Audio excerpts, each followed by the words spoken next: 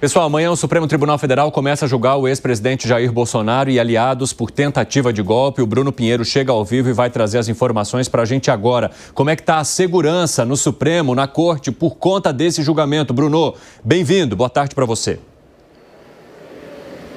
Reforçadíssima e não é de hoje. Há alguns dias esse reforço vem acontecendo. Ótima tarde a você, excelente semana a quem nos acompanha, Evandro. Amanhã, então, o julgamento inicia às 9h30 da manhã e logo nas primeiras horas do dia, essa força-tarefa, uma ação em conjunto com a segurança do Supremo Tribunal Federal e a segurança também do Distrito Federal. Homens da Polícia Militar que já fazem uma segurança aqui no entorno, até na região do Palácio do Planalto e também do Supremo Tribunal Federal. A Secretaria de Segurança do Distrito Federal disse que só vai atuar se for necessário. No restante, a segurança será totalmente do Supremo Tribunal Federal, que reforçou, inclusive, os homens que estão armados, segurança armada na área externa. Até mesmo os jornalistas que já têm o hábito de acessar o Supremo Tribunal Federal, algumas áreas estarão fechadas. Nós não vamos conseguir acessar, haverá uma espécie de uma segurança logo na parte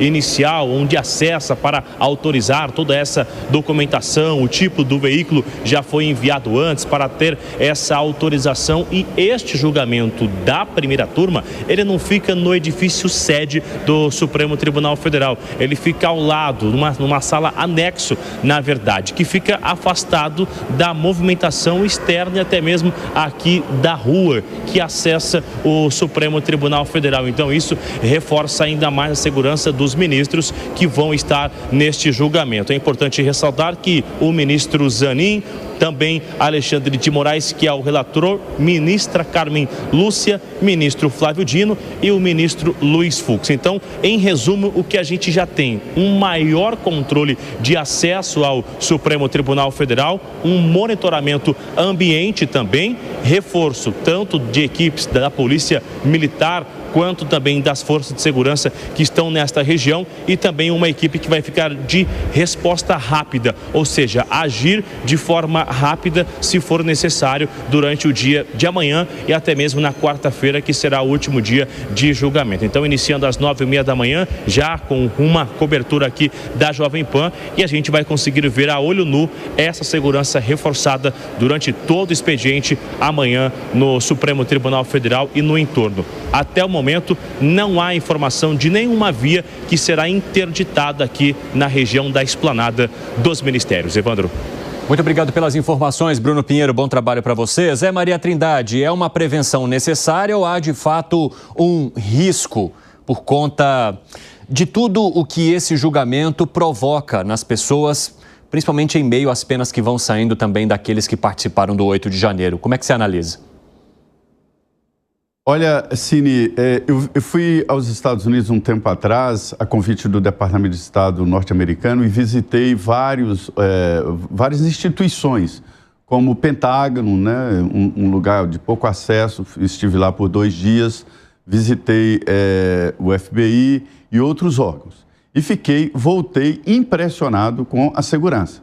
Nos Estados Unidos, para se entrar no órgão público, é uma complicação, muito complicado. Qualquer órgão público. Imagina no Pentágono o que tivemos que passar. Então, assim, eu voltei pensando, isso vai chegar no Brasil. E chegou. É o que está acontecendo. Nós tínhamos entradas livres aqui no Palácio, no Congresso, principalmente Câmara e Senado e Supremo, e eu sou testemunha dessa história de cada dia um aperto justificado. É justificado. Não é nem justificável, é justificado. Eles chegam e provam de que é perigoso deixar a coisa aberta assim. Foram acontecendo coisas e coisas, aí jornalista não precisa passar por raio-x, aí vem outro, não, precisa sim, só parlamentar que não. Olha, daqui a pouco até parlamentar vai ter que passar pelo raio-x. Então, esse cerco todo vem em decorrência de fatos que foram acontecendo. Imagina um translocado que vai lá e se explode em frente ao Supremo Tribunal Federal. O que essa figura não poderia fazer se fosse como antes? A liberdade de entrar no Supremo, que o julgamento é público, o público tem o direito de assistir às sessões do Supremo. Hoje continua o direito, mas um direito muito controlado. Então a vida está nos empurrando exatamente para essa segurança máxima que custa muito. Custa em conforto, custa em economia. Então eu entendo assim. Recentemente, o presidente Lula fez um ato lá de tirar as grades pelo plano original de Brasília. Não pode ter grades fixas ali, porque nós moramos numa capital tombada pelo patrimônio histórico mundial. Não pode mexer em nada, né? Então não pode ter grade fixas. Aí ficam essas coisas horrorosas, o Congresso cercado de grade, o Palácio cercado de grade. Dias depois de tirar as grades do Palácio, acontece isso no Supremo. Estacionamento foi selado, não pode entrar. Enfim, é isso que eu estou dizendo. Vai piorar e cada dia mais a segurança tem que ser apertada, infelizmente. Ô, Piperno, você acredita também que nos últimos anos parte da sociedade começou a se tornar menos intolerante com os poderes aqui no país e, por conta disso, ou consequentemente, haveria a possibilidade maior de manifestações numa data específica como essa, que vai contar com o julgamento de um ex-presidente da República e de muitos daqueles que ocupavam gabinetes ao lado dele? Bom, Evandro, aliás, primeiro eu fico imaginando o Zé lá no FBI, né? Sim. Zé Maria, que beleza. Estica, óculos de sol, né? Sim, não. Mas olha, é o seguinte, é claro que com a popularização, a disseminação das redes sociais, tudo mudou, as relações pessoais também. Então, é muito comum hoje a gente falar de um acirramento muito maior, não só aqui, mas em todas as sociedades pelo mundo. Ora, se o ambiente social se torna muito mais, digamos, de posições muito mais acirradas, conflitantes, né? Dando muito mais margem para o embate, é natural que os riscos com segurança sejam cada vez maiores. E isso não é uma peculiaridade brasileira. Quando a gente fala de excesso de polarização aqui no Brasil, eu acho até que no Brasil, e repito sempre isso, que no Brasil isso chegou até tarde demais. É um caminho inevitável. Se existe mais polarização, a sociedade também tem que criar muito mais mecanismos aí de precaução.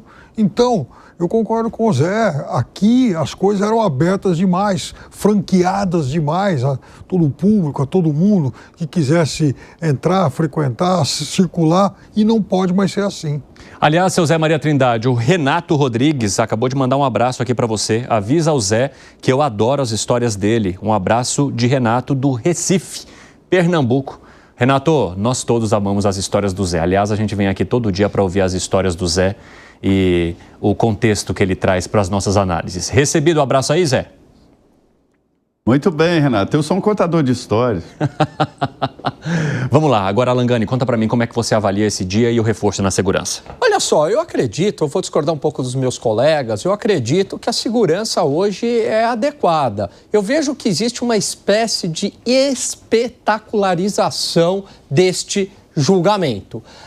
Então isso traz mais holofotes para esse julgamento. O Brasil não tem um histórico de terrorismo, diferentemente dos Estados Unidos. Ali sim você tem algo muito pesado que acontece, por exemplo, o atentado das Torres Gêmeas, entre outros atentados que já ocorreram lá. Então o histórico do Brasil é diferente. Me parece que a segurança atual é adequada. Até porque, Evandro, muita gente imagina, mas pode ocorrer o que ocorreu lá no dia 8 de janeiro. Dadas penas bastante excessivas, ninguém vai ousar ali tentar alguma coisa neste dia. Então, me parece que não precisa, existe uma certa espetacularização, Fábio Piperno. O Alan, veja, o próprio presidente Bolsonaro já foi vítima de um atentado. Então, a gente não pode mais negligenciar essas coisas. Não, mas eu falei que a segurança atual eu acho adequada, que é bastante, que já é grande. Eu não sei se precisa de um reforço extra. Esse é o meu ponto. Fala, Segre. Eu lembro, na minha infância, que a gente brincava na rua e não deixava portas abertas da casa, o que hoje ainda algumas cidades do interior continuam com essa linda costume. não existiam câmeras de segurança, você podia brincar na rua sem temor de ser assaltado, ou sequestrado, ou apanhar de algum maluco que passava por aí. Me parece que a segurança é necessária, me parece também, concordo com o Alan, que não pode ter uma superdimensão dessa segurança, até porque o senhor esse maluco, certamente, que quis explodir, ele se explodiu com fogos de artifício. Também deveriam falar exatamente o que aconteceu. Não era uma explosão, não era C4. Estavam falando de um fogo de artifício. Alguém que quer se explodir com fogos de artifício não está bem da cabeça, lamentavelmente. O que pode acontecer são manifestações que, na grande maioria, são pacíficas. E, logicamente, essas manifestações não me parece que aconteçam amanhã. Porque amanhã o que está sendo julgado é se aceita a denúncia. Se esses denunciados passarão, segundo a justiça, a ser considerados réus. Todos nós sabemos que vai ser aceito. Não temos dúvida nenhuma que essa denúncia vai ser aceita. O que pode vir a ter manifestações no futuro é durante o processo de julgamento, que deve acontecer depois de amanhã, provavelmente, porque a justiça está indo rapidinho e não quer perder nada de tempo. Esse julgamento agora, por exemplo, está tendo 14 vezes mais rapidez que do mensalão. 14 vezes. Você que está nos ouvindo, faça a conta. 14 vezes mais rápido que o mensalão. Então, essa frustração de grande parte da sociedade pode se manifestar, sim, no processo. Não me parece que amanhã seja isso. Mas considerando que hoje um fogo de artifício é considerado um explosivo grave e perigoso e um batom é considerado uma arma para sentenciar alguém por organização criminosa armada com um batom, então qualquer coisa no Brasil pode acontecer. Mas não foi só por causa do batom. Não, claro, mas dentro da questão do batom, por exemplo, a gente não vamos entediar a nossa audiência, mas dentro do batom era não sei o que contra o patrimônio público, depredação contra o patrimônio público. Depredação foi o que aconteceu com a estátua de Borba Gato, que quebraram e incendiaram. Depredação foi com a mesma estátua da Liberdade que colocaram tinta que não dá para sair, simulando um aborto. Isso sim é depredação. Sabe quantas pessoas estão presas por isso? Nenhuma. Nada, Serápio, nada, não tem nada. E aquele cara que incendiou a estátua de Borba Gato e além de incendiar, quebrou a estátua, era ajuda social, cesta básica, nada disso. O dano qualificado, 1 ano e 6 meses. Deterioração do patrimônio tombado, 1 ano e 6 meses. Essas foram as... Qual é a depredação de colocar uma coisa que sai com sabonete, Piperno? Então, pelo amor de Deus. Então vamos lá. Isso aí dá 3 anos de pena. Ela recebeu 14. Tá, e o resto? Então é importante a gente contar para nós. E o resto? Onde é que estão os 11? O resto está aqui, ó. Piperno. Abolição violenta do Estado Democrático de Direito. Tá, 4 sem anos e 6 líder, meses. sem armas, o arma Golpe era um batom. de Estado, 5 golpe anos. de Estado, sem pedir que saia ninguém. Ou seja, ela sai da cidade dela, deixa os filhos Tava almoçando. e foi fazer turismo. O Piperno estava na cidade. Ela foi fazer Guilherme turismo. de Pádua, você lembra dele? Guilherme de Pádua? Lembro. Que matou de maneira cruel Daniela Pérez. Sabe quanto que ele ficou preso? Quanto tempo? 7 anos. Ele estava até frequentando... Assassino! 7 anos. Exatamente, que frequentava uma igreja lá, aquela igreja de Minas. Aquela igreja lá de Minas, lá do o André Valadão. Ele é a igreja que ele frequentava lá. Pois é, 7 anos, aí a cabeleireira, 14 anos. Isso pode sim gerar uma frustração muito grande na sociedade e aí sim manifestar. Mas não para quebrar nada, é apenas para manifestar a oposição no sistema que está sendo pouco... Não, cuidado, tem que tomar cuidado sim, porque aquela horda toda pode se reunir de novo, um monte de... A horda aquela de 2017 que depredou todo o Congresso. Aquela horda de golpistas. Desvios na área da saúde, grana que não está indo para o hospital, as pessoas morrem por conta de corrupção. Brasil, se a gente for mexer... Então me parece que tem um duplo padrão aí. Você sabe por quê? Aqui no Brasil tem exemplo para tudo. Aquele assassino da Foz do Iguaçu, que matou o petista lá em 2022, ele recebeu 20 anos, só que para cumprir em prisão domiciliar. Que foi, Zé? Fala. Também. Não, ele já está preso também, mas olha, eu aprendi aqui no julgamento do Mensalão com o Marcelo, é um grande advogado em Minas Gerais e na área penal, né? Se você procurar lógica, que o Alan está falando com toda a propriedade, né? Procurar lógica, uma relação na área penal, você morre louco. né? É o que ele me falou, e é verdade. Eu aprendi isso no Mensalão, quando eu vi somar os crimes lá no Mensalão. Eu achei que todos seriam condenados por corrupção, tá certo? Mas foi por corrupção, por lavagem de dinheiro e formação de quadrilha, né? Então, no Mensalão é que eu aprendi, falei, meu Deus, e somando os crimes, ou seja, cada crime. No caso da Carla Zambelli, também é a mesma coisa. São 3 crimes ali que estão sendo julgados, né? Então, não tem uma relação. É forte demais a pena de 14 ou 17 anos, ou outros até mais, porque o homicídio é 8 anos, né? Um homicídio simples, sem agravante, é 8 anos, para se ter uma ideia. Então, é muito forte. Mas o Piperno tem razão. A gente tem que falar que ela não foi condenada por passar batom na estátua. Ela foi condenada por passar batom na estátua, por 3 crimes. E aí, somados, é que deu 14 anos. Alguns foram a 17, para se ter uma ideia. Então, assim, esta é a realidade. A legislação penal não tem uma relação boa e não tem absolutamente nenhuma coerência. É difícil de você admitir uma coisa dessa, de que uma pessoa mata outra e fica menos tempo na cadeia do que quem participou de uma manifestação assim aqui. Que organização criminosa tem que ter, a legislação exige, a organização criminosa tem que ter atribuições específicas e definidas. E qual era a atribuição dela nessa organização criminosa? Passar batom na estátua, quer dizer, isso que está errado. E a organização criminosa armada. Qual é a arma? Que arma ela tinha? Um batom é arma. Então, essa situação é que gera muita frustração e muita gente, porque observa, cara, o importante que e eu lembro disso, quando foi em 2019 que o Supremo Tribunal Federal reverteu uma interpretação que em 2016 o próprio ministro Gilmar Mendes disse: não pode ser que uma pessoa que não tem dinheiro para recursar esteja presa quando quem tem dinheiro para recursar esteja solto. Então, todo mundo, depois de sentença confirmada em segunda instância, na cadeia. Em 2019 foi revertida essa. Foi interpretada de outra forma. 3 anos depois foi interpretada de outra forma. Liberaram o presidente Lula, que estava na cadeia, e 4.815 presos mais, se não estou mal lembrado com o número.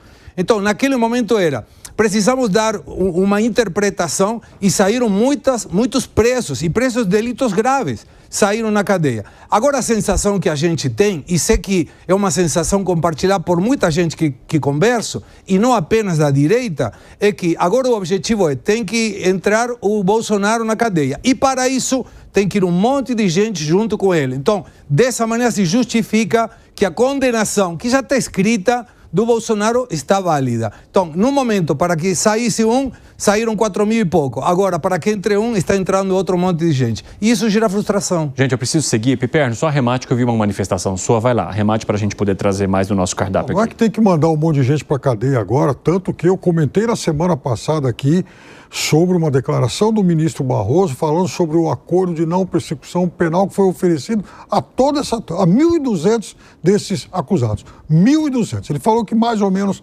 metade aceitaram, os outros 600 não. O que previa esse acordo?